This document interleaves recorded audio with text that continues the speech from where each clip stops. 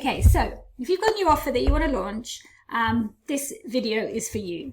Whether it's a brand new offer to a warm audience, whether it's a new offer and you've only got a tiny or non-existent audience, whether you've got a big audience, you want to launch something new to them.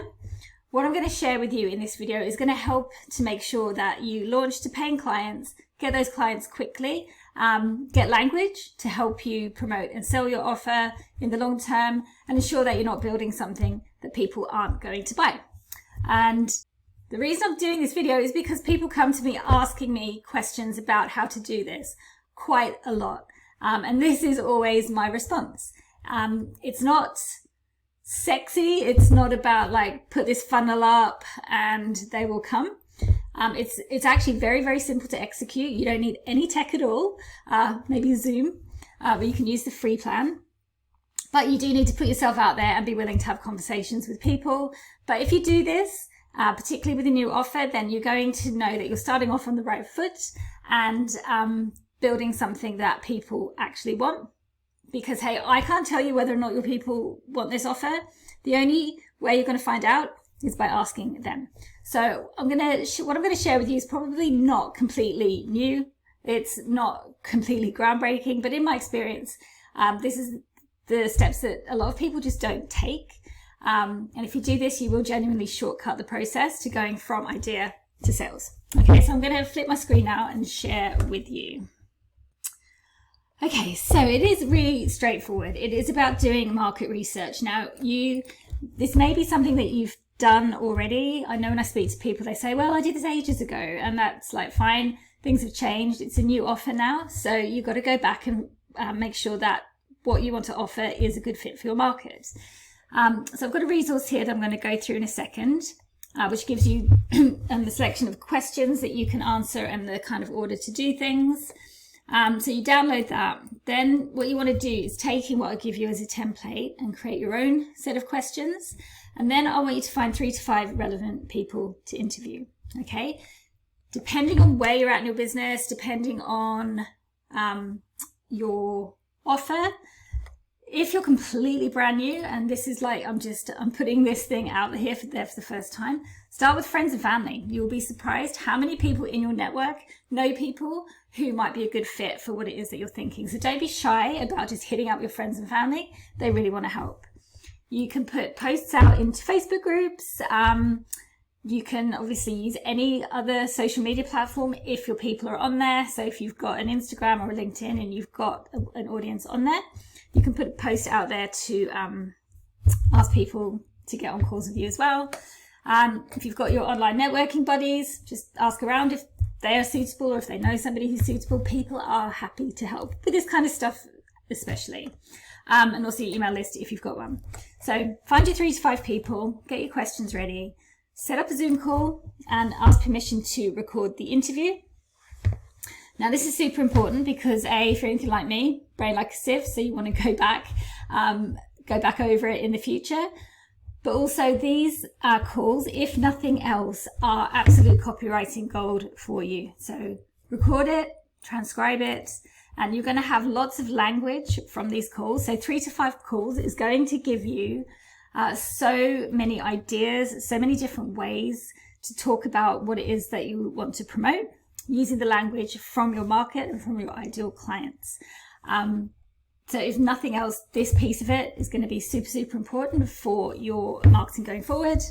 And then the 5th step, and this is the one that I think people don't do, is on the research call, you ask for permission to follow up on the sale. Okay, so I'm going to go through this in a little bit more detail. This isn't a bait and switch. We want to be very, very careful that we're not saying it's a market research call and then trying to sell people. But there is a way to run the call so that when you get to the end of it, it's quite natural for you to ask them permission to follow up with them if they're interested. So if we just look at this document here.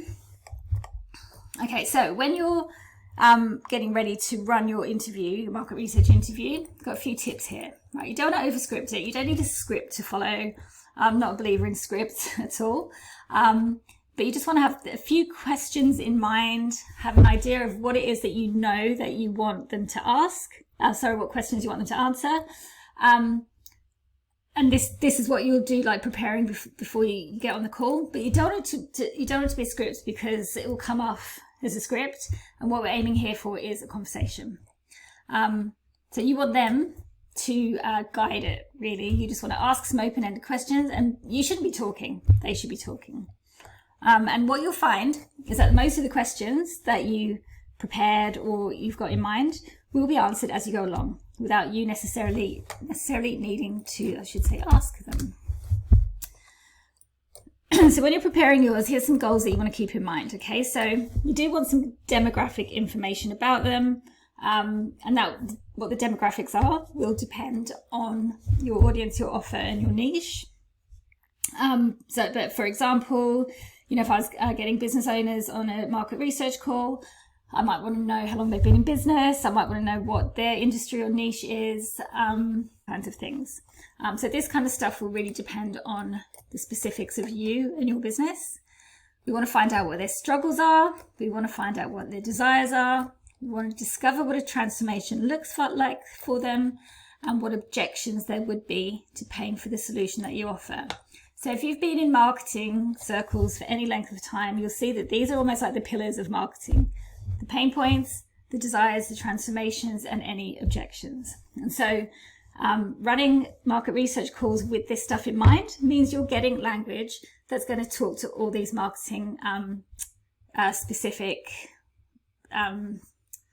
pillars. And as I say, this will give you lots of copywriting gold for your future marketing and sales efforts.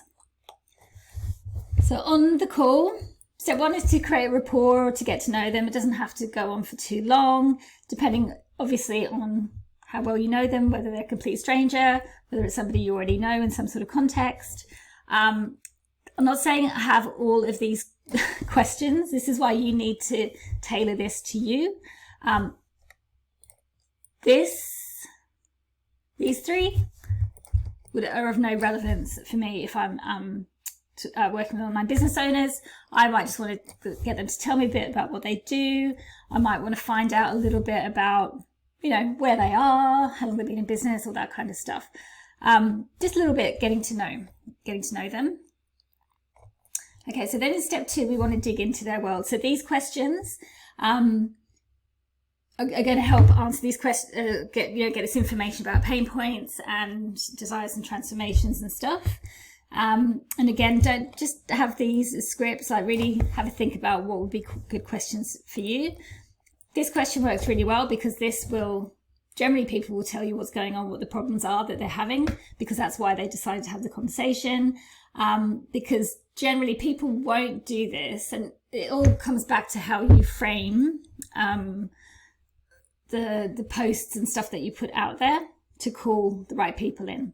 So don't be scared. Like, if you're going to have 3 to 5 market research conversations and somebody puts a hand up and you think they're not actually a really good fit, that's fine. Like, don't waste your own time either. So, even at this point, you want to be pre-qualifying people to make sure that you're getting on people who are as close to who you think your ideal client is right now as you can possibly be.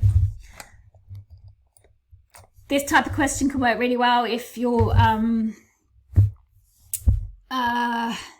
like, I'm a copywriter. So if I was doing market research with, I don't know, let's say I got on the phone with some SaaS founders, I might ask them, like, have you worked with copywriters before? What's not worked out when you've worked with copywriters before? That kind of stuff. So, obviously tailor this to you and your industry. How's your experience? So if the person on the call, so let's say you're a coach and you do market research, you want to speak to people who have worked with coaches before to find out what that experience was like, you can ask them that question. If they've not, let's say, had a coach before, be like, okay, well, what stopped you from hiring a coach in the past? This is going to give you objections. This is going to show you, depending what their experience was like, and that's why by doing it with a few people, you're going to get different experiences. Some of them are going to be positive, some of them are going to be negative. What they tell you here is really going to help you to understand what desires and transformations people wanted and whether those expectations have been met before, and will give you insights into how you can meet people where they're at based on what it is that they wanted to experience. And then what problems could be solved. So again, open-ended and tailor it to your niche and to your industry. Okay, so this is the market research piece of it. Okay, and then step 3 is where you can ask permission to follow up with them. Okay, we're not doing a bait and switch, but what you can do is say, like, thanks so much for your time. I really, really appreciate it. The reason I'm running these calls is that I'm currently, or I'm thinking about, launching a offer for X, Y, and Z. And if you have pre-qualified these market research participants, and there are, there might be a good fit to be beta clients for this new offer. So I've found that even just saying that has piqued their interest enough, and they'll just interrupt me and say, oh, that's really cool. Yeah. Can you let me know when it launches? I'd like to hear more about it. But you can also say, I'm thinking about launching X, Y, and Z. Does it sound like something that you might be interested in when I've got it ready? And if they say no, thanks, it's like, cool, thanks so much, really appreciate your time. If they say yes, I would be interested, say that's brilliant. What I'm going to do is I'm going to follow up with you when I've got it ready, and we can organize next steps then. The important thing here is don't sell on this call. Unless they turn around and go, look, can you just do this for me? Can I hire you for X, Y, and Z? Which I've also had happen. But you're not selling. So assuming that they're just open to hearing more about it, you can just say, look, I'll reach out, and I'll get in touch with you, and I've got things a bit closer to being ready. Or you could even say, cool, would you like to book a call to talk about that? I'm launching it next week. That kind of thing. So it will, obviously depend on where you're at with all these things. But this works really, really well. I've done it and I've had clients do it. And you can easily get the first client for your new offer just by following this process, if you make sure to pre-qualify the people that you're getting on the calls in the first place. Now, in terms of getting people, like I said, you can just reach out to your own network. But also I've put in some posts here where if you want to post on social media or in your email list, I've got a document here with some examples of posts that I've done, followed up with, and that you can use as templates. So you've got that in there as well. So if you want to go off and give it a go, more than welcome. And I hope this has been helpful. And if you need any help or want to chat about it, just reach out.